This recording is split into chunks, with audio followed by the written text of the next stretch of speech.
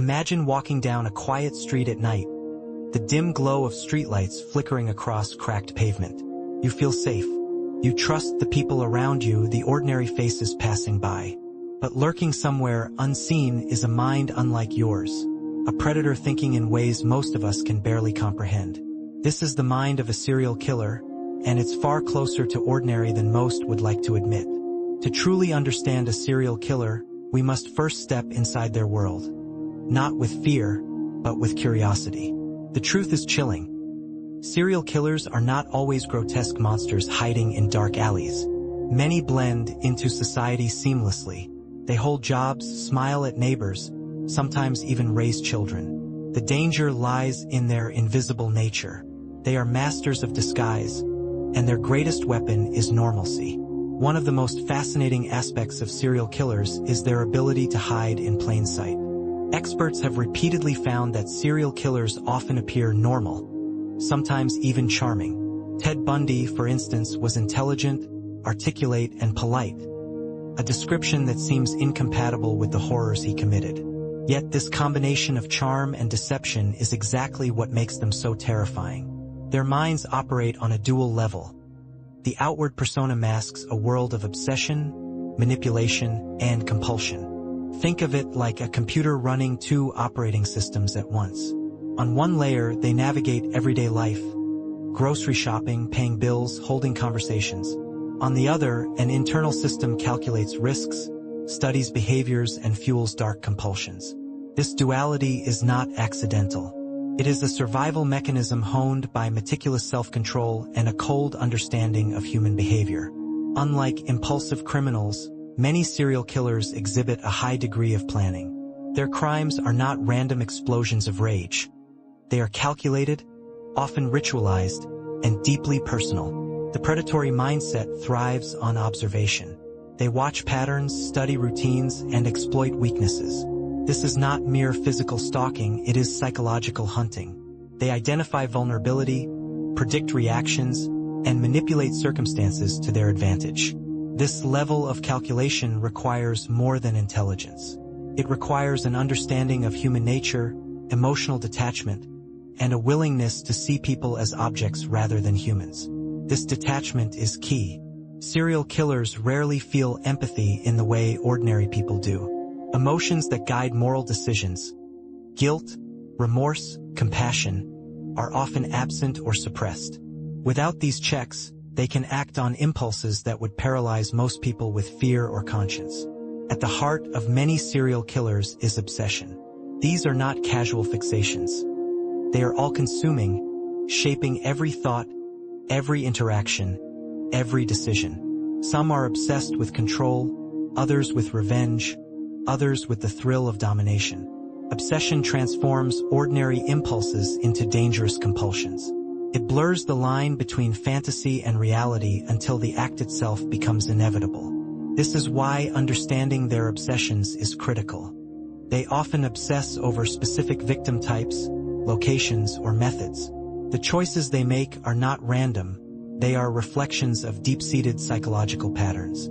Each act of violence satisfies an internal need, a ritualistic fulfillment that ordinary humans cannot comprehend. The more these obsessions grow unchecked, the more dangerous they become. Many serial killers are strikingly charismatic. They are able to manipulate not only potential victims but entire communities. This charm is not superficial, it is a tool. It allows them to earn trust, access private spaces, and avoid suspicion. Consider the case of John Wayne Gacy, who performed at children's parties while committing heinous crimes in the shadows. His charm was the mask that shielded him from detection. This is why we often struggle to believe that serial killers are people like us. The dissonance between their outer persona and inner reality creates a terrifying cognitive gap. Our brains instinctively look for threats that appear threatening. Serial killers exploit this by appearing harmless. The more ordinary they seem, the easier it is for them to operate. Living as a predator requires maintaining a delicate balance. The outward self, visible to the world, and the hidden self, the mind of a hunter. This duality is exhausting, yet it is also part of the thrill. Many serial killers describe a sense of exhilaration in maintaining control over their secret lives. The tension between who they appear to be and who they truly are adds a psychological dimension to their crimes. Secrecy becomes a game. Each encounter, each evasion, reinforces their sense of power. They are not merely committing crimes. They are testing themselves, refining strategies, and experiencing the intoxicating sensation of absolute control. This is why some serial killers escalate gradually. Each crime emboldens the next. Each close call reinforces their cunning. Experts often distinguish between modus operandi, MO, and signature. MO refers to the practical method used to commit the crime, the tools, timing, and process. Signature, on the other hand, is the psychological imprint, the unique element that fulfills an internal compulsion. Understanding these patterns is key to stepping inside a serial killer's mind. The MO shows their intelligence and adaptability, while the signature reveals their deepest obsessions. For example, the BTK killer, bind, torture, kill, in the US meticulously planned his murders, but his signature, the letters he sent to the police, revealed a narcissistic need for attention and control.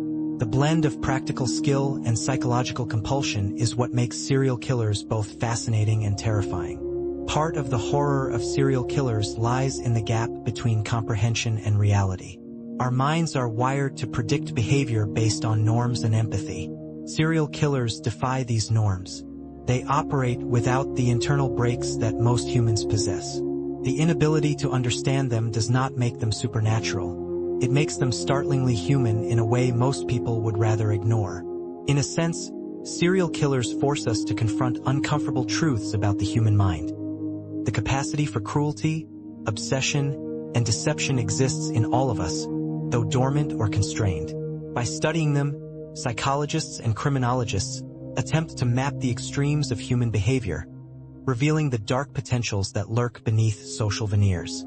Stepping inside a serial killer's mind is not just about fear, it is about understanding. It's about recognizing the hidden patterns, the obsessions, and the dualities that make these individuals so effective and elusive. They are predators, yes, but predators who have mastered the art of blending in, thinking ahead, and manipulating the world around them. To watch the world through their eyes is unnerving, but it is the first step in unraveling the mystery of the invisible predator. And now, as we pull back from this chilling overview, one question lingers. How does someone become this way? What forces, experiences, or choices mold a mind so detached, so predatory, so utterly alien, and yet disturbingly human? Long before the headlines, before the investigation teams and the media frenzy, the seeds of a serial killer's mind are often planted in childhood. It is here, in the earliest years, that trauma, neglect, and sometimes cruelty conspire to shape the blueprint of a predator. The origins of a serial killer are rarely dramatic. They are quiet, insidious, and almost imperceptible to the casual observer. Yet the impact of these formative experiences is profound, echoing through every decision and obsession later in life. Consider the home environment first. Many serial killers grow up in unstable or abusive households. The physical abuse is the most obvious, leaving bruises and scars, but emotional abuse cuts far deeper. Children who are belittled, ignored, or manipulated learn early that the world is unsafe, unpredictable, and unfair. This can foster two critical psychological traits: detachment and control. The child learns that to survive, they must suppress emotion, hide vulnerability, and find ways to assert power where they can. What begins as a survival strategy can, over time, evolve into something far darker. Neglect, too, plays a pivotal role.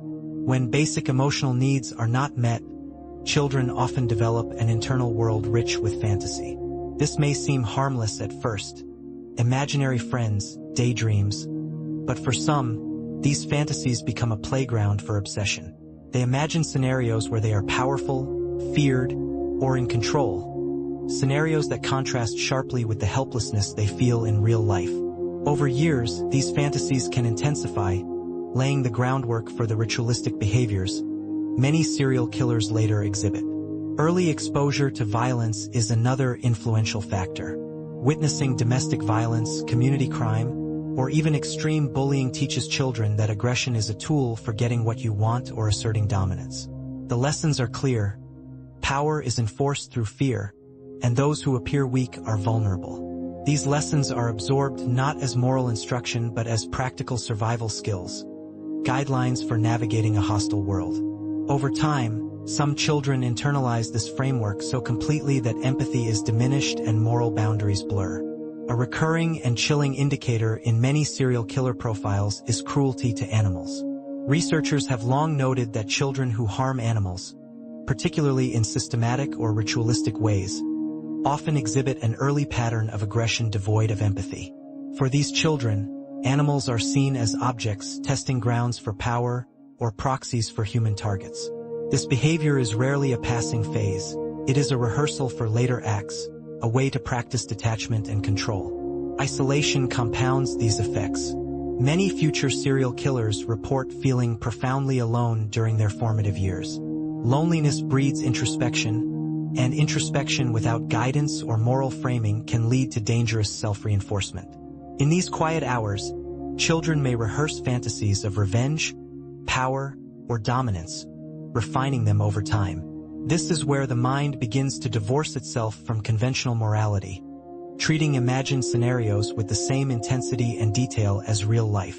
Yet, it is not just the negative experiences that shape them. Even seemingly benign events can leave a mark when filtered through a vulnerable psyche. Overly strict discipline, inconsistent parenting, or the sudden absence of a caregiver can install deep-seated feelings of injustice or resentment. The child begins to see the world as a place to manipulate or conquer, rather than a community to belong to. Every slight, every humiliation, every moment of perceived weakness becomes a lesson in strategy, power, and self-preservation. Some children display early signs of psychopathy or sociopathy. Traits, such as superficial charm, manipulativeness, lack of remorse, and callousness toward others can appear in adolescence or even earlier. These traits do not guarantee future violence, but when combined with environmental stressors, abuse, neglect, or trauma, they increase the likelihood of dangerous behavior. The mind begins to learn that normal emotional responses are optional and that control and manipulation yield rewards. Peer relationships often mirror family dynamics. Children who are bullied, rejected, or ostracized may internalize a sense of alienation. This isolation can heighten obsession, as they become fixated on imagined scenarios of revenge or superiority. In some cases, they emulate violent role models from media or their surroundings, using these narratives to rehearse their own strategies. The boundary between fantasy and potential reality grows thinner with each iteration. Another influential factor is early exposure to death or human suffering.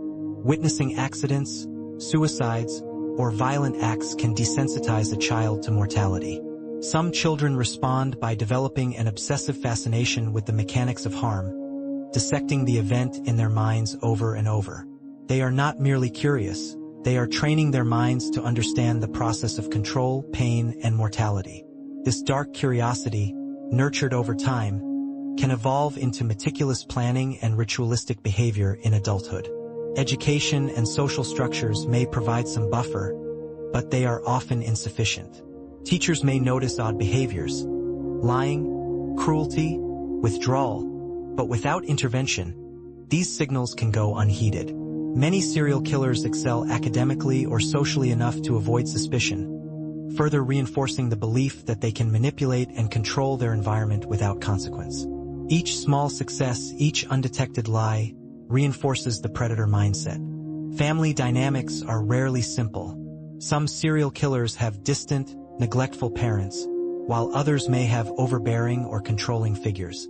In either scenario, the child learns early about the extremes of human behavior, submission, domination, and the consequences of disobedience.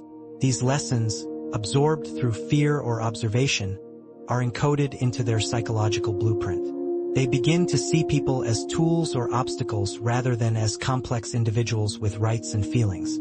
Even genetics and biology may play a role. Some research suggests that neurodevelopmental factors, such as impaired impulse control, atypical brain structures, or hormone imbalances, can predispose individuals to aggressive or antisocial behavior.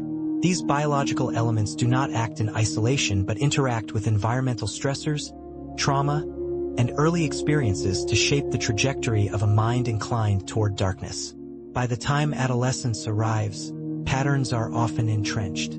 Obsessions intensify, fantasies become more detailed, and social detachment deepens. For some, early minor offenses, arson, theft, or cruelty, serve as testing grounds, rehearsals for more significant acts later. The child's moral compass, if it ever functioned fully, is skewed. Empathy is conditional at best, absent at worst. Every interaction becomes a calculation. Every relationship becomes a potential strategy for power, control, or manipulation. It is important to note that not every child who experiences trauma becomes a serial killer. The path is rare, influenced by a unique combination of personality, environment, and experiences. What sets future serial killers apart is the convergence of risk factors: emotional neglect, exposure to violence, obsessive tendencies, early cruelty, and the development of manipulative or detached traits. It is this convergence that allows the seeds of a monster to take root and grow. As we reflect on these formative years, one chilling realization emerges. The making of a serial killer is often an invisible process.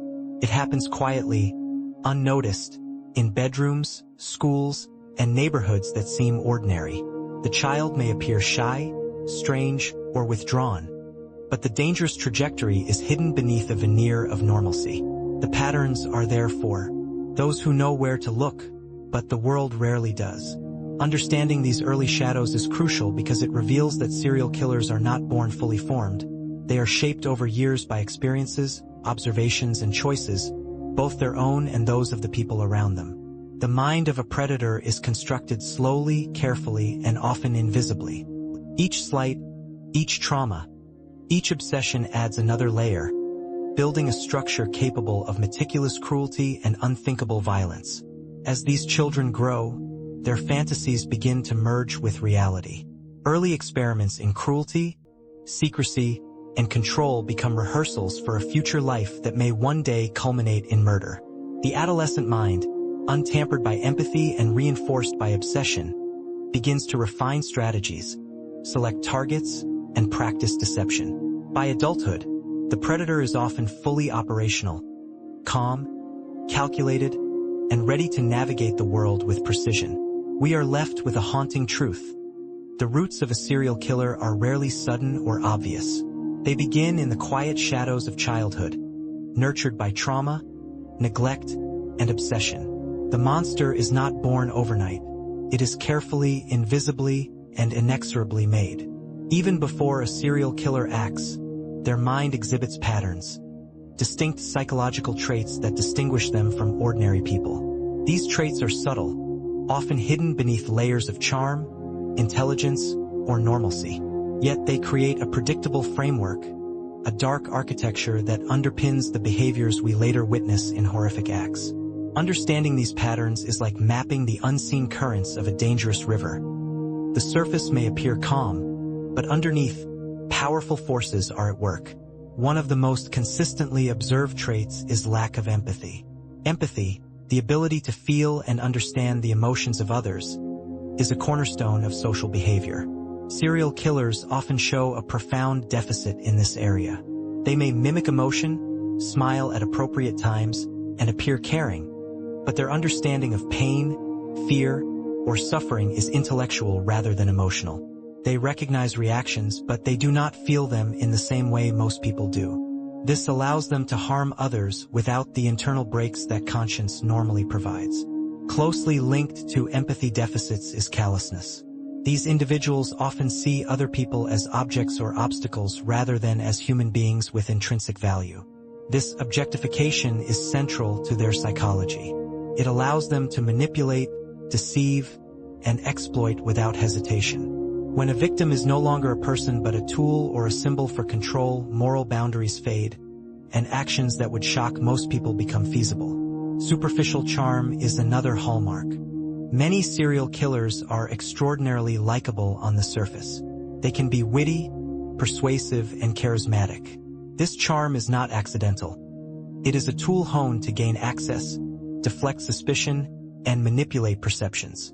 Ted Bundy, for instance, famously charmed jurors, law enforcement, and strangers alike. Charm allows them to navigate social situations with ease, masking the darker impulses brewing beneath. Manipulativeness is perhaps the most consistent predictor of dangerous behavior. Serial killers are skilled at influencing the thoughts and actions of others. They understand human psychology, often intuitively, and exploit it to their advantage. They may play on emotions, fabricate stories, or create situations that draw people in. This trait is crucial for both planning and executing crimes, as well as maintaining the dual lives many of them lead. Impulsivity is sometimes present, but more often, serial killers exhibit extreme self-control. They can delay gratification, rehearse scenarios, and resist temptation until conditions are optimal. This combination of internal restraint and external observation allows them to execute crimes with precision. Unlike impulsive offenders, they are patient predators, refining strategies until the outcome is almost guaranteed. A related trait is obsessiveness. Serial killers are frequently consumed by their thoughts, often fixating on particular fantasies, objects, or victim types.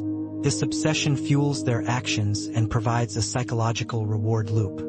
Every planning session, every imagined scenario, reinforces the compulsion. Over time, these mental rehearsals intensify, blurring the line between thought and reality, until the act itself becomes inevitable. Narcissism is another common pattern. Many serial killers possess an inflated sense of self-importance, believing they are entitled to power, control, or admiration. They may feel above societal rules, untouchable by law or morality. Narcissism can drive a desire for recognition, infamy, or domination, and it often manifests in the meticulous attention they pay to the image of themselves in public. Their crimes are sometimes as much about self-assertion as about fulfilling fantasies. Parasitic lifestyles are observed in some cases. These individuals may rely on manipulation or deceit to survive, exploiting relationships, institutions, or systems to their benefit. This is not mere laziness. It reflects a deeper worldview in which others exist to serve their needs. Such patterns reinforce the predatory mindset, teaching the killer that control and exploitation are effective strategies. Many serial killers also demonstrate sadistic tendencies, taking pleasure in the suffering of others. Sadism may manifest as verbal cruelty, psychological torment, or physical harm. It often begins early in life, sometimes directed at animals or peers, and escalates over time. The pleasure derived from causing pain reinforces a cycle, normalizing acts that most people would find abhorrent. This emotional reward system is a powerful driver, making the act itself compelling, not just the outcome. Another trait frequently seen is fantasy-driven behavior. Serial killers often live in an internal world of detailed, recurring scenarios. These fantasies are not fleeting daydreams. They are rehearsals, sometimes obsessively detailed, that guide real-world actions. The fantasy may involve power, revenge, sexual gratification, or humiliation. Over time, the boundaries between fantasy and reality erode, making violent action feel like a necessary completion of the narrative. Impulsivity versus planning is an important distinction. While some serial killers act spontaneously, the majority are highly methodical. They study routines, understand timing, and consider consequences. This meticulous planning is itself a pattern, a dark signature of the predator mind. It reflects intelligence, patience, and an uncanny ability to anticipate human behavior. Each calculated move reinforces a sense of mastery, making future crimes easier and more confident. Pathological lying is another pervasive trait. Deception is not just a survival tool. It is a reflex. Serial killers often fabricate entire personas, histories, or excuses effortlessly. Lies serve multiple purposes: masking intentions, manipulating others, and maintaining the illusion of normalcy. This trait is closely linked to charm and manipulativeness, creating a complex social armor that protects the predator from detection. Many serial killers display intolerance for frustration in a very controlled way. Outwardly calm, they often harbor intense internal responses to perceived slights, setbacks, or obstacles. When these internal pressures are channeled toward an external target, they can manifest as violence. Understanding these triggers is key to profiling potential behavior, though predicting the timing and target remains notoriously difficult. Paranoia and vigilance are also present in some cases. While often subtle, these traits reflect a constant monitoring of the environment, people, and risks. This hyper-awareness contributes to both their success and their sense of power. They are acutely aware of social dynamics, potential threats, and vulnerabilities, both in themselves and others, which allows them to manipulate situations to their advantage. Social alienation frequently accompanies these traits. Many serial killers feel disconnected from the world, unable to relate to peers or society at large. This isolation reinforces detachment, allowing moral and emotional constraints to weaken. In the solitude of their internal world, obsessions flourish, fantasies intensify, and the predator mind sharpens its edge. The combination of these traits, lack of empathy, callousness, charm, manipulativeness, obsessions, narcissism, and sadism, creates a consistent psychological signature. Not every person with one or two of these traits will become violent, but the convergence of multiple factors, especially when reinforced by environment and trauma, significantly increases risk. Psychologists use this understanding to develop profiles, attempting to map the architecture of a mind capable of extreme violence. Recognizing these patterns also helps explain behaviors that seem inexplicable to outsiders. Why does a killer return to the scene? Why do they taunt law enforcement? Why is their violence so ritualized? Each act is consistent with their internal logic, a reflection of the dark patterns that have guided them since childhood and adolescence. These are not random impulses, they are expressions of a structured psychological reality. Even traits like intelligence and adaptability, which are often admired in other contexts, take on a sinister edge when combined with predatory tendencies. A serial killer can use cognitive skills to manipulate, plan, and execute crimes with efficiency. Their problem-solving abilities, when untethered from empathy or morality, become instruments of control and destruction. Ultimately, the dark patterns of a serial killer's mind are a complex interplay of innate predispositions, environmental influences, and learned behaviors. 11. They form a framework that is both adaptive and dangerous, a set of tools for survival, manipulation, and obsession, honed over years into lethal proficiency. Understanding these patterns is not about predicting every action but about illuminating the architecture of a mind built for predation. By mapping these traits, psychologists, law enforcement, and criminologists gain a window into the predator's psychology. They can anticipate potential behaviors, understand the motivations behind actions, and, in some cases, prevent escalation. But even with this knowledge, the human mind's capacity for cruelty remains staggering.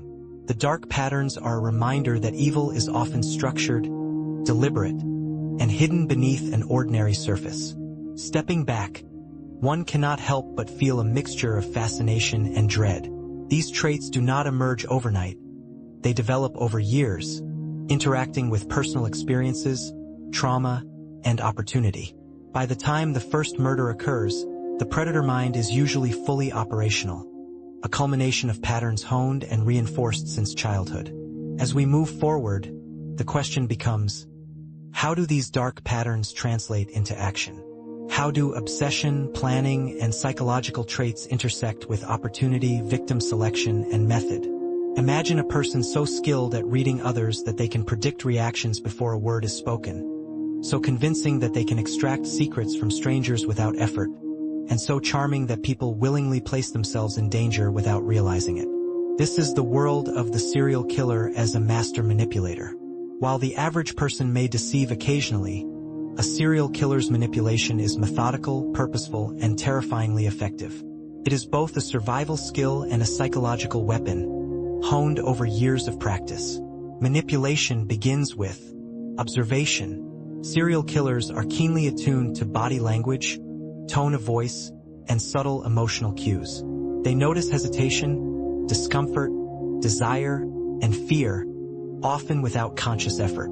This awareness allows them to tailor their approach to each individual, crafting interactions that maximize control. For example, some killers can alternate between warmth and intimidation in a single conversation, eliciting trust and compliance simultaneously.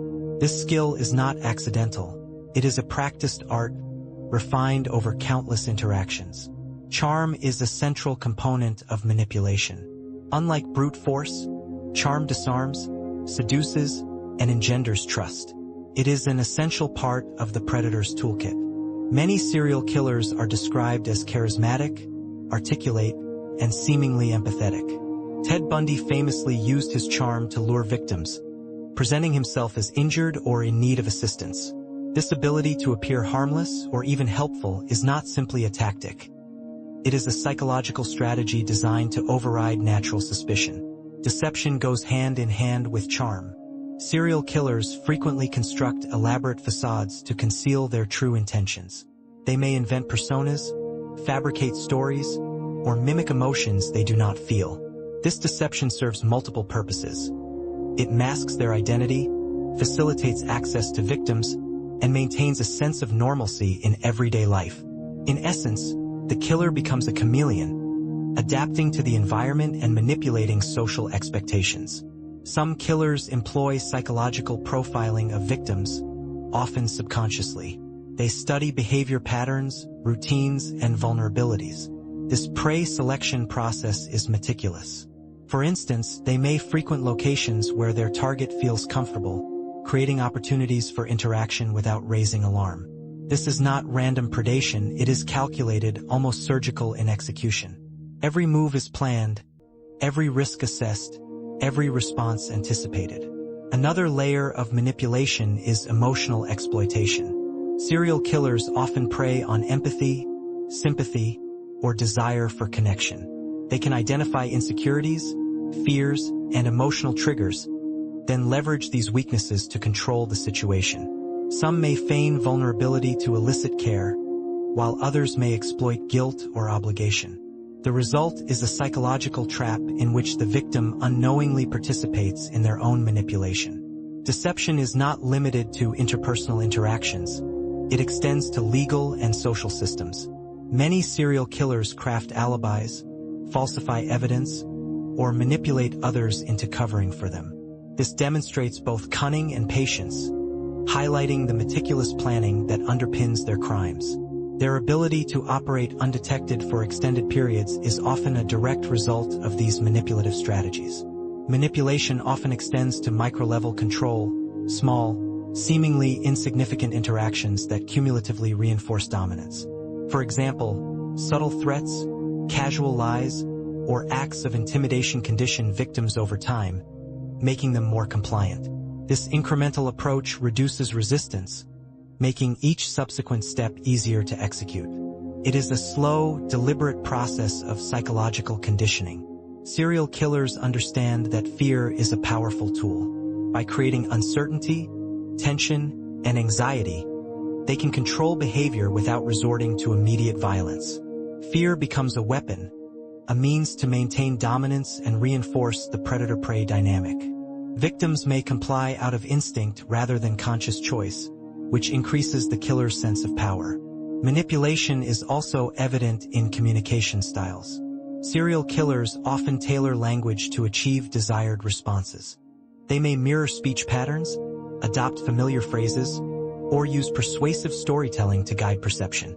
This linguistic skill allows them to create rapport quickly, establish trust, and influence behavior subtly. Words become instruments of control, shaping the environment without overt force. A chilling aspect of manipulation is its self-reinforcing nature. Each successful interaction validates the killer's strategies, strengthening their confidence and skill. Over time, they refine techniques, experimenting with subtle variations to increase effectiveness. The mind becomes a laboratory testing methods of deception, control, and exploitation. This iterative process sharpens their manipulative abilities, making them increasingly difficult to detect or counter. Some killers engage in symbolic manipulation, where their actions carry hidden meanings intended to provoke psychological responses. For example, leaving a personal item at a crime scene, sending cryptic messages, or creating staged scenarios can induce panic, confusion, or fear in law enforcement or the public. These acts serve dual purposes, satisfying internal compulsion and reinforcing dominance over others. The predator's manipulation is often reinforced by narcissistic tendencies. They derive satisfaction not only from control but from the knowledge that they are superior in intellect, charm, or cunning. This sense of superiority fuels continued manipulation, as they perceive others as tools or obstacles to overcome. Every successful deception reinforces the belief in their own cleverness and invulnerability. Manipulation is not solely directed outward, it also operates internally.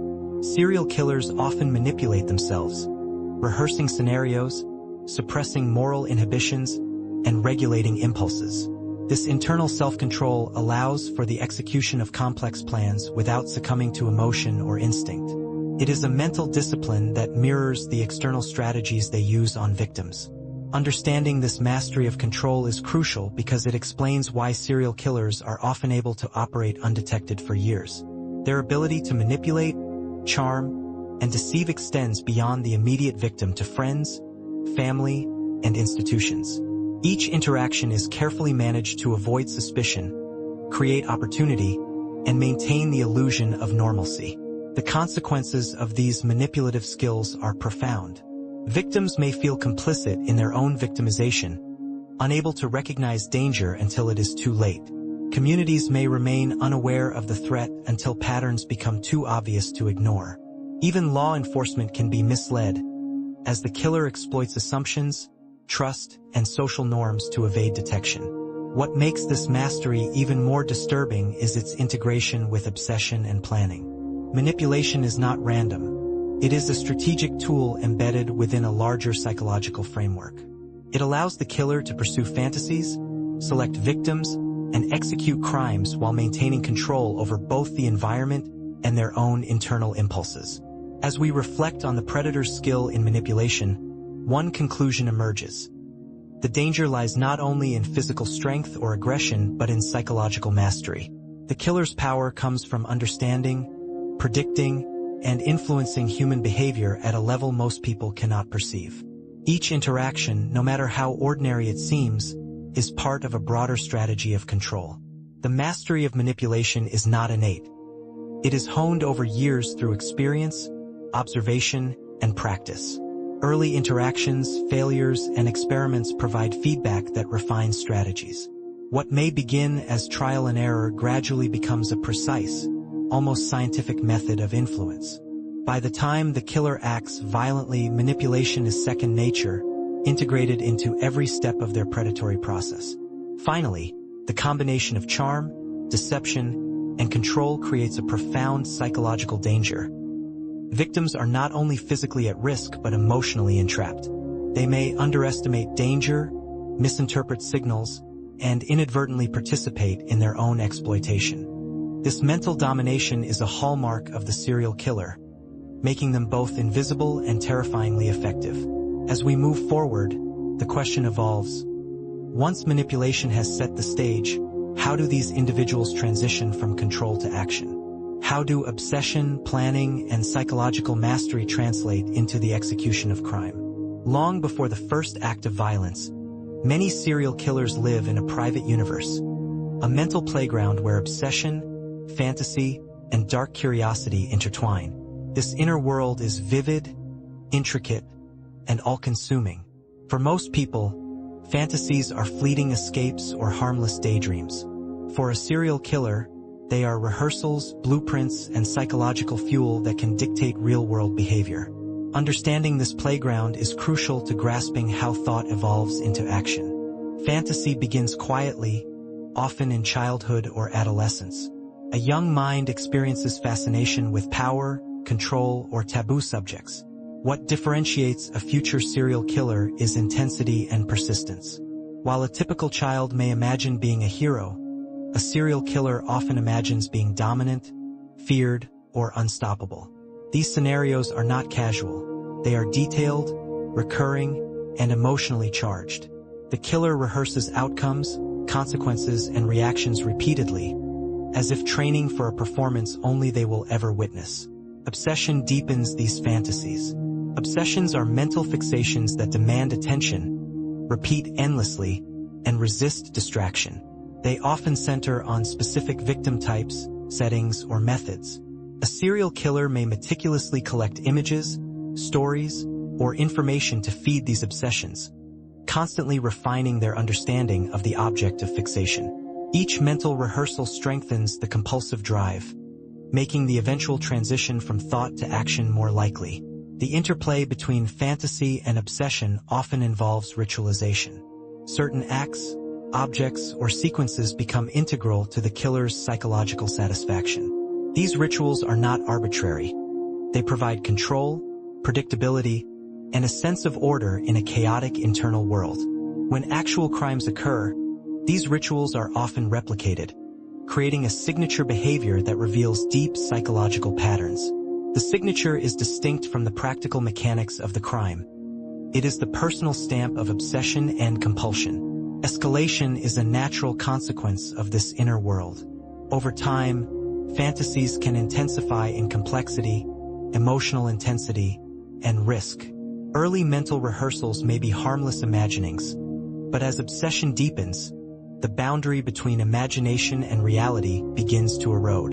The thrill of control, the allure of power, and the satisfaction of imagined scenarios push the mind toward action. Escalation is rarely abrupt. It is a slow, methodical process, a tightening spiral of psychological tension. Many serial killers describe an internal practice stage. During this period, they simulate scenarios mentally, manipulate imagined victims, and explore potential outcomes. These rehearsals are detailed and systematic, often including timing, setting, and emotional reactions. The mind treats these exercises as training, allowing the killer to anticipate consequences, refine techniques, and mitigate risk. This mental discipline is one reason why many serial killers operate with such precision when they first act in reality. Obsessions are also fueled by collecting and categorizing. Some killers maintain notebooks, drawings, photographs, or souvenirs related to their fantasies. These collections serve as both inspiration and reinforcement, a tangible record of their internal world. Even when not actively planning a crime, the presence of these items strengthens fixation, providing continual psychological reward. The transition from fantasy to action is often triggered by opportunity or stress. Many killers do not act on first impulse but wait for circumstances to align, victim accessibility, environmental factors, or personal readiness. Others may act during periods of intense frustration, emotional upheaval, or compounding stress, when obsession overrides restraint.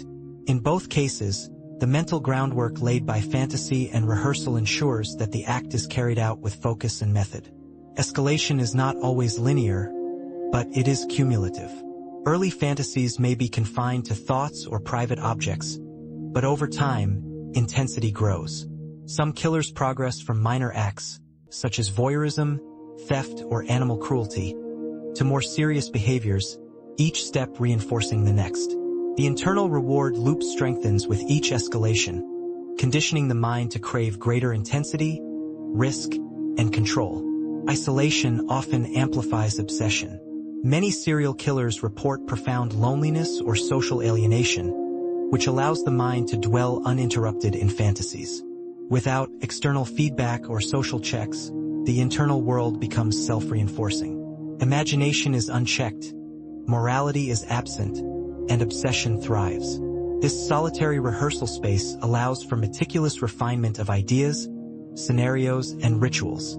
The inner playground also teaches emotional regulation for predation. While outsiders may assume that a killer acts on impulse, many serial killers exhibit remarkable control over emotion. Anger, fear, or arousal are monitored, delayed, and strategically deployed. The fantasy world provides a sandbox in which to practice this control, experimenting with scenarios to achieve maximum effect in real life. Technology and media often feed these obsessions. Newspapers, television, internet forums, and even crime documentaries can provide material for mental rehearsal. Information about other crimes, victim behaviors, and law enforcement tactics can be incorporated into fantasy and planning. This external input accelerates the refinement of obsession, making internal rehearsal increasingly sophisticated. Rituals and escalation also foster a sense of identity. Many killers see themselves as special, chosen, or uniquely capable. Their fantasies reinforce this self-perception, creating a psychological feedback loop. Obsession validates skill. Skill reinforces identity. Identity fuels further obsession. This cycle makes it difficult for the individual to break away from the trajectory toward action, as the internal world has become a primary source of purpose and gratification. Some serial killers describe an emotional high from the internal rehearsal itself. Planning, imagining, and refining scenarios provide dopamine-driven satisfaction. Even before a crime occurs, the mental practice can create intense emotional arousal, excitement, and anticipation. This neurological reinforcement strengthens the obsession, making real-world enactment not just appealing but psychologically compelling. In many cases, escalation follows a pattern of testing boundaries. Early acts may be minor violations of rules, minor experiments with manipulation, or harmless imitations of violent behavior. These tests provide feedback, allowing the mind to gauge reaction, measure risk, and increase confidence. Over time, the stakes rise, and so does the intensity of fantasy and compulsion, until real-world violence becomes the next logical step. The cumulative effect of fantasy, obsession, and escalation is the creation of a predatory mindset.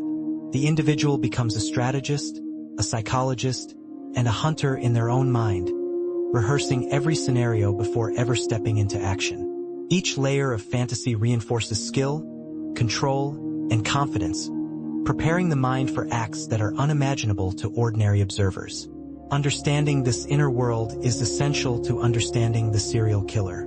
Their playground is not mere imagination. It is training ground, laboratory, and theater all at once. Every thought, rehearsal, and obsession serves a purpose: to refine the mind, heighten anticipation, and blur the line between fantasy and reality. It is here, in this private universe, that the killer learns to act with precision, patience, and deadly intent. As we move forward, the focus will shift from internal rehearsal to external execution. The transition from fantasy to real-world crime is where planning, obsession, and psychological mastery converge. How does a mind trained in manipulation, ritual, and anticipation convert thought into action? The moment a serial killer transitions from fantasy to action is where meticulous planning, obsession, and psychological mastery converge. Every murder is not just an act of violence. It is a carefully orchestrated performance, executed with precision and purpose. Understanding the anatomy of a crime reveals the predator's method, the interplay of preparation and execution, and the terrifying logic that guides their actions. Planning often begins long before a potential victim is identified. Many killers create mental maps, studying environments, routines, and vulnerabilities. They consider factors such as time of day, visibility, escape routes, and potential witnesses. This is not casual observation. It is systematic reconnaissance. For example, a killer might follow a victim for weeks, noting habits and patterns, while simultaneously rehearsing the approach in their mind. Every detail is cataloged, every variable accounted for. Victim selection is both strategic and symbolic. Serial killers rarely choose randomly. Some target specific demographics, behaviors, or psychological traits that align with their obsession or fantasy. Others select victims as proxies for individuals who triggered trauma or resentment in their past. This process is guided by both internal compulsion and rational calculation. The victim is not merely a target. They are an extension of the killer's inner world, a tool to fulfill fantasy and exert control. Methodology is another critical aspect. Killers meticulously decide how the act will occur, often experimenting with techniques mentally or in minor rehearsals. They consider weapons, timing, approach, and potential resistance. Some employ elaborate traps, restraints, or sedatives. Others rely on stealth, ambush, or deception. Each method is chosen to maximize control, reduce risk, and achieve the desired psychological effect, both on themselves and on the victim. The environment plays a significant role in execution. Locations are chosen for privacy, accessibility, and psychological impact. Some killers select remote areas to avoid detection, while others stage familiar settings to manipulate perception. The environment can also reinforce ritualistic behaviors, providing consistent elements that satisfy obsession or compulsion. Every detail, from lighting to sound, can be manipulated to serve the predator's purpose. Timing is often orchestrated with precision. Many serial killers select moments when victims are most vulnerable, alone, distracted, or emotionally compromised. Others act according to their own internal rhythms, waiting for psychological readiness or emotional arousal. The act is rarely impulsive. It is a culmination of preparation, observation, and rehearsal, executed when conditions are optimal. Manipulation remains a core tool during execution. Serial killers frequently use deception, charm, or intimidation to guide victims into compliance. They may feign vulnerability, create false trust, or exploit emotional triggers. Each interaction is a test of control, assessing the victim's reactions and adjusting tactics in real time. This dynamic interplay demonstrates the killer's psychological acuity and reinforces their sense of dominance. Control extends beyond the victim. Many killers manipulate evidence, witnesses, and the crime scene to maintain secrecy and mislead investigators. This may include removing trace evidence, creating false alibis, or staging the scene to suggest accident or suicide. Such strategies reveal foresight and patience, as well as a sophisticated understanding of social and legal systems. Every detail is an extension of their manipulative expertise. Ritualization often manifests during the act. Many serial killers incorporate specific behaviors, gestures, or sequences that satisfy psychological needs. These rituals may involve the use of particular weapons, post-mortem arrangements, or symbolic items. Unlike the practical mechanics of killing, these rituals are deeply personal, reflecting internal obsession, fantasy, or compulsion. They often leave a signature, a psychological fingerprint that links crimes and provides insight into the killer's mind. Escalation is frequently observed within the act itself. Early murders may be tentative, cautious, or experimental. As experience accumulates, killers often refine methods, increase brutality, or pursue more challenging targets. Each successful act reinforces confidence, hones technique, and strengthens the compulsion to repeat. The act is not only a fulfillment of fantasy but a reinforcement of skill and control. Post-crime behavior is equally revealing. Some killers meticulously clean, hide, or manipulate evidence to avoid detection. Others engage in trophy-taking or souvenir collection, preserving items associated with the act to relive the experience mentally. These behaviors serve both psychological and practical purposes. They reinforce obsession, prolong gratification, and satisfy ritualistic compulsions. The psychological impact on the killer varies, but many experience a combination of exhilaration and detachment. They may feel a sense of power, mastery, or vindication. At the same time, emotional distance allows them to remain focused and composed, avoiding panic or remorse that might compromise control. This duality, excitement tempered by discipline, is a hallmark of the predatory mindset. Execution also involves anticipation of consequence. Serial killers often mentally rehearse responses to potential obstacles, including intervention by others, law enforcement investigation, or unexpected resistance. This foresight allows them to adapt, improvise, and maintain control under pressure.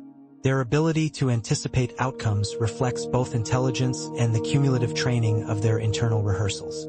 Some killers engage in post-mortem manipulation. Beyond practical concealment, they may arrange the scene to communicate, taunt, or manipulate investigators and the public. These acts transform the crime into a psychological message, reinforcing the killer's sense of power and control. They are both literal and symbolic, bridging the internal fantasy world with external reality. The act itself is rarely a singular moment. It is the culmination of years of mental rehearsal, obsession, and skill building. From planning to execution, every stage is interwoven, creating a sequence that is both methodical and emotionally charged. The mind has been trained to control, anticipate, and manipulate, resulting in a performance that is both terrifyingly effective and disturbingly precise. Understanding the anatomy of a crime highlights the predator's integration of psychological traits. Obsession drives planning, manipulation facilitates control, and ritual satisfies compulsion. Intelligence, patience, and emotional regulation allow execution without error. Each element is a component of a larger framework, a systematic approach to predation that transforms internal fantasy into tangible reality. Even the smallest details matter. Killers often consider sensory elements, sound, sight, smell, and touch, to maximize control and personal gratification. Timing, sequence, and pacing are orchestrated to achieve specific outcomes, from victim compliance to emotional intensity. This meticulous attention to detail is a hallmark of the methodical killer, distinguishing them from impulsive or opportunistic offenders. The aftermath of the act is psychologically significant. Many killers re-enter their daily lives with remarkable composure, maintaining normalcy while their internal world remains intensely active. Some revisit fantasies, replaying the act in their minds, refining methods, or imagining future scenarios. This post-crime rehearsal reinforces patterns, perpetuates obsession, and ensures continuity in predatory behavior. Law enforcement and criminal profilers study these patterns to anticipate behavior, identify links between crimes, and predict potential escalation. Understanding the anatomy of a crime allows investigators to interpret signatures, differentiate motive from method, and gain insight into the killer's psychology. Yet even with expertise, predicting the exact timing, target, or execution remains extremely challenging due to the killer's intelligence, adaptability, and mastery of manipulation. Ultimately, the anatomy of a crime is a window into the predator's mind. Planning, obsession, ritual, and execution are not isolated behaviors. They are interconnected expressions of a highly controlled, psychologically sophisticated approach to predation. The killer's actions are logical within their internal framework, a terrifying testament to the power of obsession and preparation. The anatomy of a crime demonstrates that serial killing is rarely impulsive. It is a process, a culmination of years of mental rehearsal, observation, and psychological refinement. From premeditation to execution, the act reflects mastery of manipulation, control, and obsession, revealing the intricate and calculated architecture of a predator's mind. As we move forward, the focus will shift to the aftermath. How serial killers elude detection, maintain dual lives, and interact with the world while hiding their dark reality. The mind that plans and executes such acts must also navigate concealment, deception, and psychological management in the aftermath of murder. Imagine standing face to face with someone who has meticulously planned your death, someone who has studied your habits, your vulnerabilities, your routines. Now imagine escaping. The stories of those who survived close encounters with serial killers are harrowing, yet they reveal a fascinating insight into the predator's mind. Even the most calculated killer can be disrupted, foiled, or momentarily distracted. These survivors provide a unique lens into danger, manipulation, and the fine line between life and death. One recurring theme in survivor stories is intuition and gut instinct. Many escaped victims describe a subtle sense of wrongness, a feeling, a hesitation, or an unexplainable discomfort that prompted them to act or disengage. These instincts often serve as the first warning signal, alerting them to danger before the predator's intentions are fully revealed. Serial killers rely on control and predictability. Intuition interrupts that pattern, forcing the killer to adapt or risk exposure. Survivors also illustrate the importance of situational awareness. Being alert to surroundings, noticing exits, and observing body language can create opportunities for escape. Predators often manipulate environments to their advantage, controlling light, space, and attention. A survivor who notices a potential tool, escape route, or witness can turn the tables, exploiting the killer's reliance on meticulous planning. These split-second observations can be the difference between life and death. Many encounters reveal the killer's reliance on psychological manipulation. They often charm, deceive, or feign vulnerability to lure victims into compliance. Survivors frequently describe moments where they recognize this manipulation, questioning a stranger's motives, noticing inconsistencies in behavior, or doubting flattery. Awareness of manipulation is a critical survival tool. It breaks the predator's assumed control, disrupting the psychological dynamic that makes the act possible. Escape often involves adaptation under pressure. Victims report thinking quickly, improvising, and using whatever is available to them. Keys, pens, doors, or even words. Serial killers may expect compliance, but when faced with unexpected resistance, hesitation, or strategic action, they are forced to react. This unpredictability can create openings that survivors exploit. The mental agility of a victim can neutralize, if only temporarily, years of obsessive planning. Some survivors recount preemptive defensive strategies. This may include carrying alarms, using self-defense training, or traveling in groups. While these strategies are preventative rather than reactive, they highlight a key insight. Serial killers often exploit vulnerability, and reducing exposure can significantly improve survival chances. Awareness, preparation, and assertiveness disrupt the carefully orchestrated approach of the predator. The stories of those who escaped also shed light on victim profiling by killers. Many serial killers select targets they perceive as vulnerable, compliant, or isolated. Survivors often defied these expectations through assertiveness, skepticism, or even sheer luck. The predator's assumptions, when challenged, can create hesitation or error, providing a window for escape. Understanding this dynamic is both chilling and instructive. One survivor recounted an encounter where manipulation nearly succeeded, but quick thinking turned the situation around. The killer had lured her with charm and fabricated distress, gaining proximity and trust. When he reached for her, she instinctively screamed, kicked, and ran toward witnesses. This reaction disrupted the predator's control, demonstrating how instinct and action can override planning. These moments reveal that the killer's power is not absolute. It is contingent on perception, compliance, and opportunity. Proximity and environmental control also play a role. Serial killers often manipulate the surroundings to isolate victims. Quiet streets, secluded homes, or dimly lit areas. Survivors frequently cite moments where environmental awareness gave them an advantage.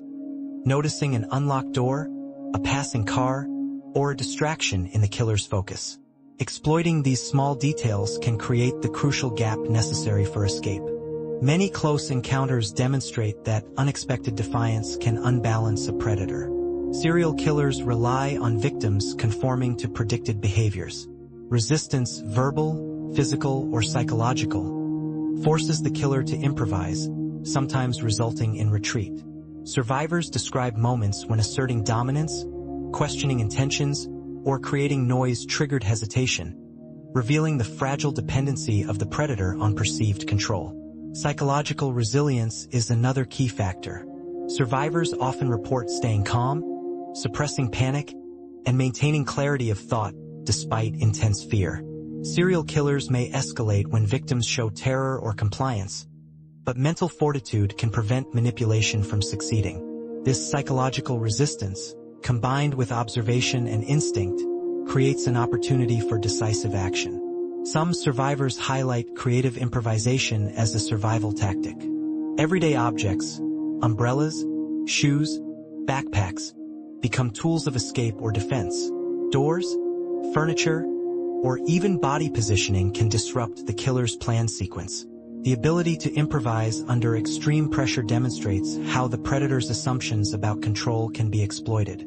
Another pattern emerges in the stories: use of social interaction to survive. Calling attention, seeking help, or involving bystanders interrupts the predator's expectation of isolation. Serial killers often rely on private, controlled encounters. The presence of others or the perception of scrutiny introduces risk, forcing hesitation or withdrawal. Survivors frequently leverage this dynamic, whether by shouting, making eye contact with strangers, or feigning illness or distress in public spaces. Timing and opportunity often determine survival. A predator may miscalculate the victim's speed, reaction, or environmental factors.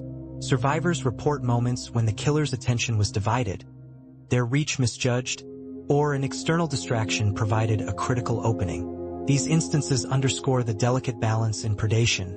Years of planning can be undone in seconds by a single unpredictable variable. Even when escape is achieved, the psychological aftermath is profound. Survivors often experience trauma, hypervigilance, and lingering fear. Yet their stories provide invaluable insight into the dynamics of serial predation. They demonstrate the limits of the killer's control, the critical importance of instinct, and the moments where human agency can prevail against calculated danger. Some survivors also describe mental games used by killers, taunts, tests, or psychological probes intended to assess compliance. Recognizing these tactics often enables escape. By refusing to conform to expected reactions, showing skepticism, hesitation, or assertiveness, victims interrupt the psychological flow that makes predation possible. This reveals the vulnerability of even the most methodical predator to adaptive, aware victims. The overarching lesson from these encounters is clear. Serial killers rely on control, predictability, and isolation. Survivors survive by breaking that pattern through observation, instinct, defiance, or environmental exploitation. While luck often plays a role, the ability to remain alert, adaptive, and mentally resilient dramatically increases the chance of survival. These stories also illuminate a chilling truth. Predators are not infallible. Even with meticulous planning, obsession, and psychological mastery, they are vulnerable to unpredictability. A quick decision, a shouted word, or a sudden movement can destabilize years of preparation. Survivors exploit this fragility, creating opportunities that can save their lives. Ultimately, the accounts of those who escaped bring a human perspective to the predatory mind. They highlight the tension between control and resistance, planning and improvisation, fear and survival instinct. Each story is a testament to human resilience, ingenuity, and the power of instinct against calculated evil. What drives a serial killer to commit repeated murders? Why, after the first act, do they often continue, sometimes for years, despite the risk of capture?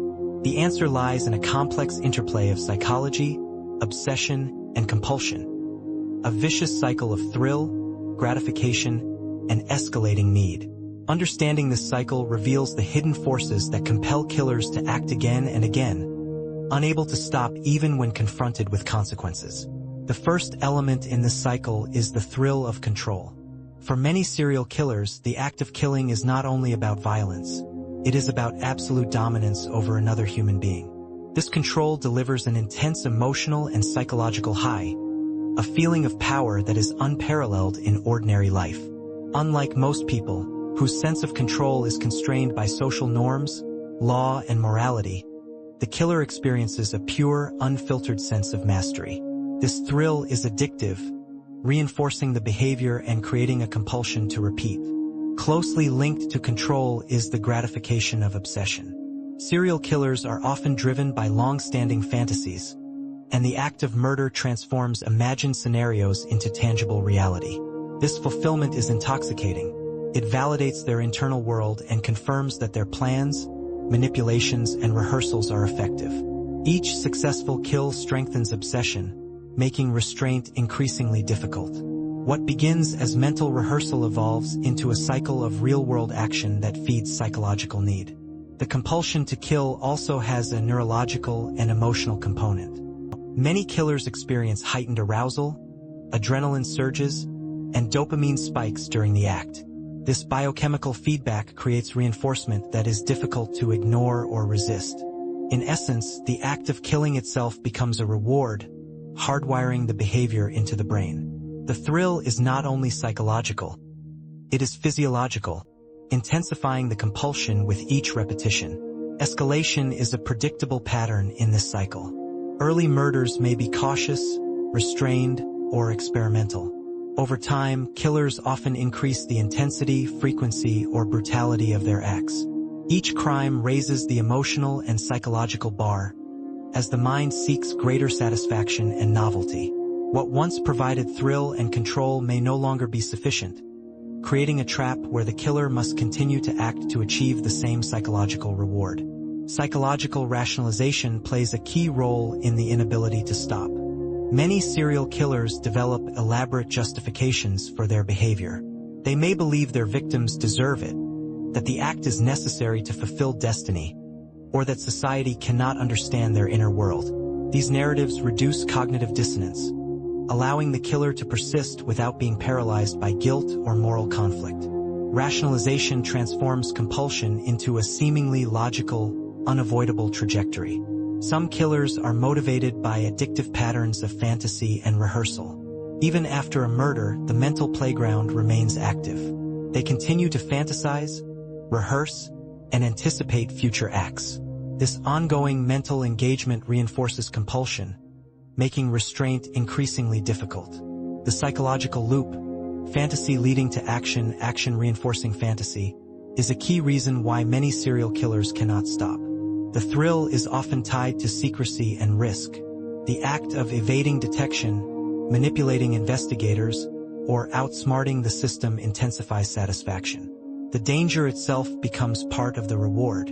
Each successful concealment heightens confidence, deepens compulsion, and further traps the killer in the cycle of crime. Risk and secrecy create a feedback loop, where thrill and fear intertwine to perpetuate behavior.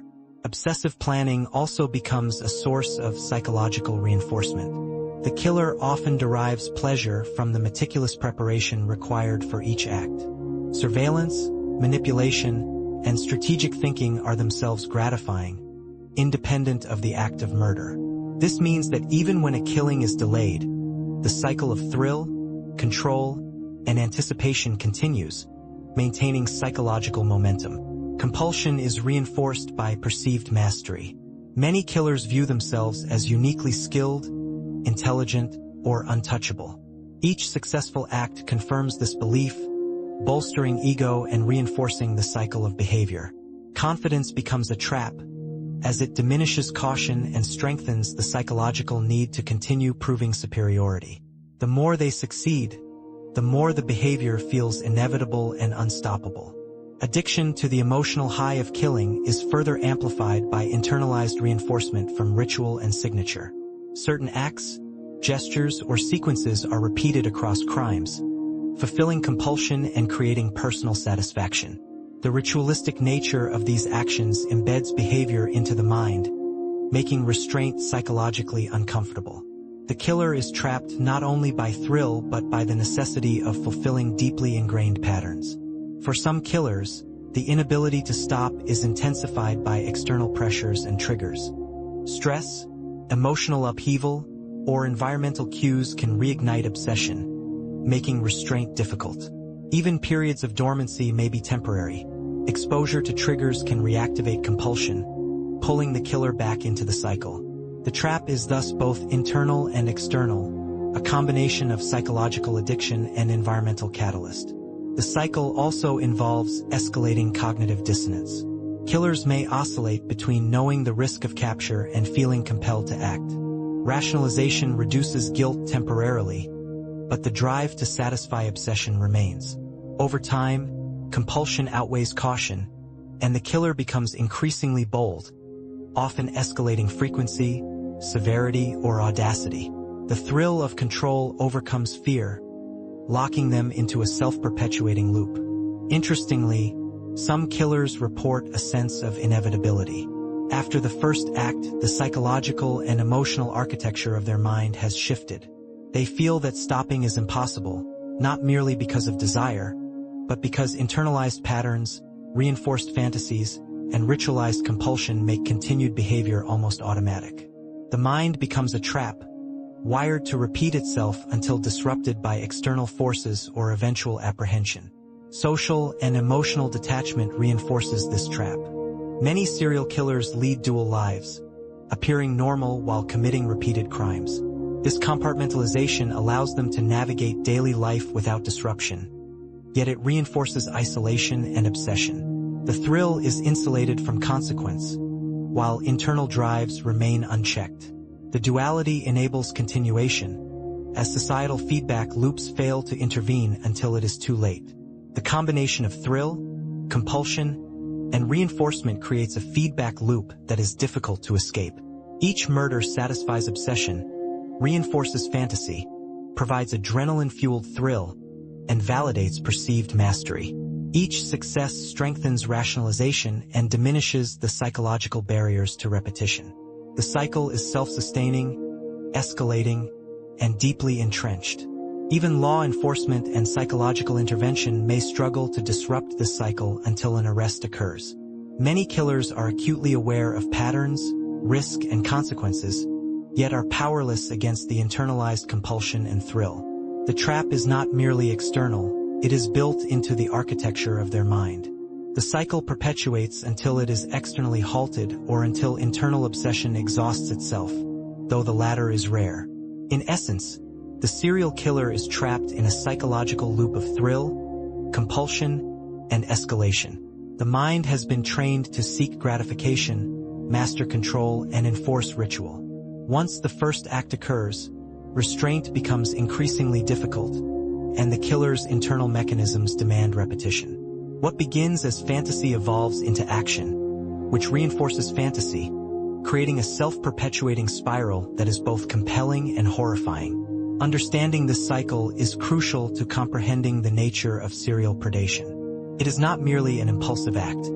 It is a structured, psychologically reinforced behavior, driven by thrill, obsession, and internalized compulsion. The trap lies not only in external circumstances but in the architecture of the mind itself. A mind that has learned to crave the very acts that society finds incomprehensible and horrifying. The world of serial killers is shrouded in darkness. But even in that darkness, there are patterns, insights, and lessons. Understanding the mind behind the mask, the motivations, methods, and psychology of those who commit repeated acts of murder is crucial not only for law enforcement but for society as a whole.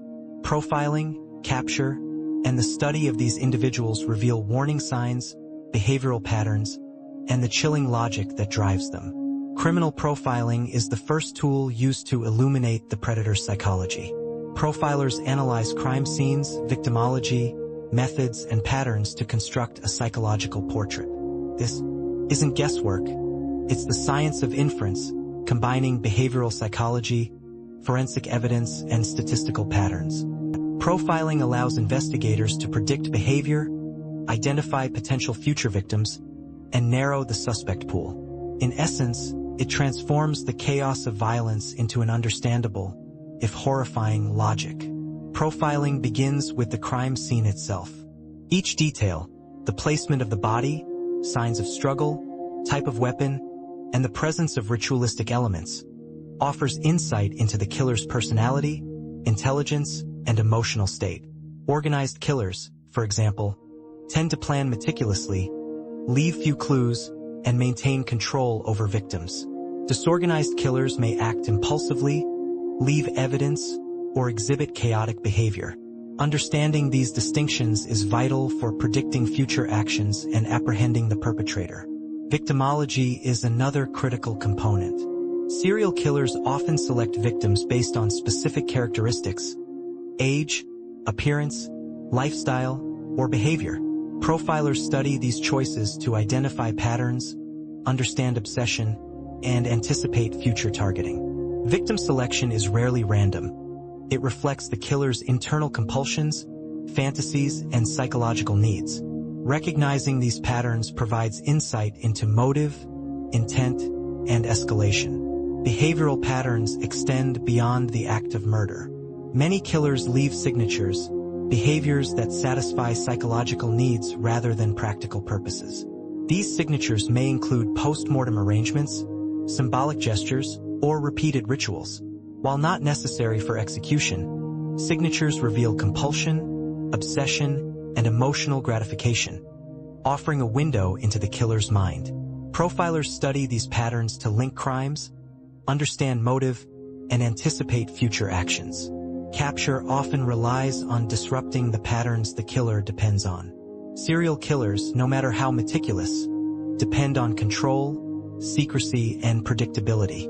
Surveillance, forensic analysis, and behavioral observation are designed to exploit inconsistencies and force mistakes. Even the most skilled predator can falter when confronted with external pressure, social scrutiny, or environmental unpredictability. Many captures result from cumulative minor errors rather than a single investigative breakthrough. Technology has transformed capture and profiling. DNA evidence, digital footprints, surveillance cameras, and communication tracking have increased the likelihood of apprehension.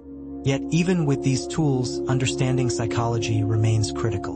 DNA may identify a killer, but predicting behavior, understanding escalation, and preventing future crimes require insight into the mind that orchestrates violence. Profiling remains an indispensable bridge between evidence and understanding. The study of serial killers also provides insight into prevention and recognition. Understanding behavioral cues, chronic manipulation, obsession, escalating cruelty, or fascination with control can alert communities, families, and authorities to potential danger. While not every person displaying abnormal behavior is a threat, recognizing patterns of predation, compulsion, and manipulation can save lives. Education, vigilance, and awareness are critical tools derived from profiling research. The psychology of concealment is equally instructive. Serial killers often lead dual lives, appearing ordinary or even exemplary while committing heinous acts in secret. They rely on social trust, routine, and deception to avoid detection. Understanding this duality helps investigators anticipate patterns, scrutinize seemingly mundane interactions, and recognize the extraordinary hidden beneath the ordinary. It also warns society to question assumptions. Evil often wears a mask of normalcy. Survivor stories provide another layer of understanding. Accounts from those who escaped offer insight into predation, manipulation, and the predator's reliance on control. Combining these narratives with profiling data enhances law enforcement's ability to identify behavioral markers, anticipate tactics, and disrupt cycles of violence. Survivors teach us the limits of predatory power and the ways human resilience can disrupt even meticulously planned crimes. The study of serial killers also challenges assumptions about morality, choice, and human behavior. While some argue that killers are purely evil, profiling reveals complexity. Early trauma, psychological predisposition, obsession, and learned behavior all contribute to the creation of a predator.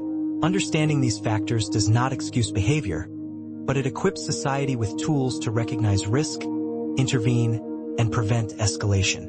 Knowledge transforms fear into actionable insight. Psychological profiling has led to some of the most significant captures in modern criminal history. By combining behavioral analysis with traditional investigation, law enforcement has apprehended killers who might have otherwise remained at large for decades. Profilers act as detectives of the mind, reconstructing motives, predicting actions, and connecting patterns that are invisible to the untrained eye. Each successful capture reinforces the value of understanding the predator's psychology. Even after capture, the study of these minds continues to offer lessons. Interviews, interrogations, and confessions reveal thought processes, obsession patterns, and manipulative techniques. These insights inform training for law enforcement, psychologists, and the public, helping prevent future predation and improve strategies for detection and intervention. Knowledge of the predator's mind is a tool for survival, both individually and societally. One of the most important lessons is that prevention depends on awareness. Serial killers do not operate in complete isolation. Their success relies on societal ignorance, trust, and routine.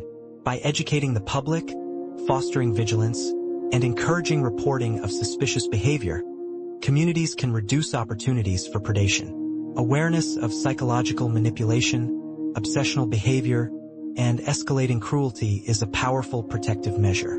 The dual lives of killers also emphasize the importance of scrutiny in unexpected places. Family members, co-workers, and acquaintances may notice small but significant behavioral anomalies, unexplained absences, secretive habits, or obsessive behavior. While these alone do not prove dangerous intent, they provide potential early warning signs. Profiling research teaches us to interpret patterns carefully, weighing context while remaining alert to the extraordinary beneath the ordinary. Ultimately, understanding the mind behind the mask is both cautionary and instructive. Profiling, capture, and behavioral study do more than apprehend killers. They teach society how obsession, compulsion, and manipulation operate, how danger can hide in plain sight, and how human intuition, awareness, and resilience can disrupt predation. Knowledge becomes protection, insight becomes survival. Studying serial killers forces a confrontation with uncomfortable truths. Evil can be methodical, obsession can be invisible, and ordinary people can harbor extraordinary danger. Yet through profiling, survivor accounts, and careful analysis, society gains the tools to illuminate darkness, anticipate patterns, and reduce the chances of repetition. Understanding the predator's mind transforms terror into comprehension, fear into preparedness. In conclusion, the lessons learned from studying serial killers are multifaceted. They include recognizing patterns of manipulation and obsession, understanding the psychological thrill that drives repetition, valuing intuition and situational awareness, and utilizing profiling and forensic science to anticipate and disrupt behavior. The mind behind the mask may be hidden, but through careful study, the logic, patterns, and psychology of predation can be revealed, offering insight, warning, and protection. As we step away from this exploration of darkness, one reality remains clear. Understanding the minds of those who commit the unthinkable is not merely academic. It is a vital tool for survival, prevention, and insight into the fragility and resilience of the human psyche. The lessons, while chilling, equip society to recognize danger, respect instinct, and confront the hidden patterns that shape human behavior. If this journey into the darkest corners of the human mind left you shocked, fascinated, or even a little uneasy, there's one thing you should do next. Stay curious, stay aware, and never underestimate the power of observation. Knowledge is your first line of defense in a world full of hidden dangers. And if you want more deep dives into psychology, manipulation, and the minds that haunt our world, make sure you hit that subscribe button, turn on notifications, and join us as we uncover what most people can't even imagine. Remember, understanding the darkness doesn't make you afraid. It makes you prepared. So click, watch, and let's explore the mind behind the mask together.